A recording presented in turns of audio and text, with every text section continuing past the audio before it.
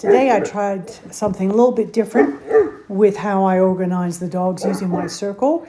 So inside the circle, the black dog with the white muzzle is Klaus. He's a Swiss Mountain Dog. He's a regular customer. He weighs about 140 pounds. He's a very easygoing dog, but he can be quite robust when he barks for play, and he tends to bark in the face of another dog. The two dogs that I'm walking with on the outside of the circle are much more sensitive, and this is the first time that we've all been working together. So I decided to put Klaus inside the circle and then have Cheddar, that's the brown and white pit bull, and Lila, that's the smaller Doberman cross blonde dog, walk with me on the outside. And when I first introduced dogs to the circle, I tossed treats into the training track and on the perimeter to the dogs behind me so they can go off and get a treat and come back in again. And we are dissipating any possible conflicting tension.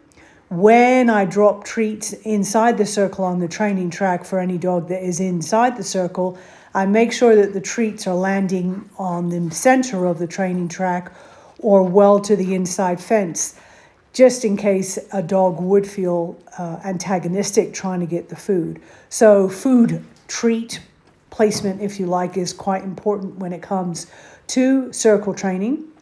Now here all I'm doing is just asking all the dogs to hang with me, and I'm feeding them slightly behind me with the dogs that are with me, and then Klaus there in the circle. The first two rounds of the circle there, he did not take the food. He was too distracted. Now here on the final round, you will see that he'll start to pick up the pieces of kibble in the training track that will help him. Also, just the energy's gone down a notch. So now all the dogs are just walking around and picking up the treats. They're not really treats, of course, like I said. It's just I'm using Purina kibble. I actually use kibble. I don't use treats. I find them to be a little bit too much high value in these situations. So we're just using kibble.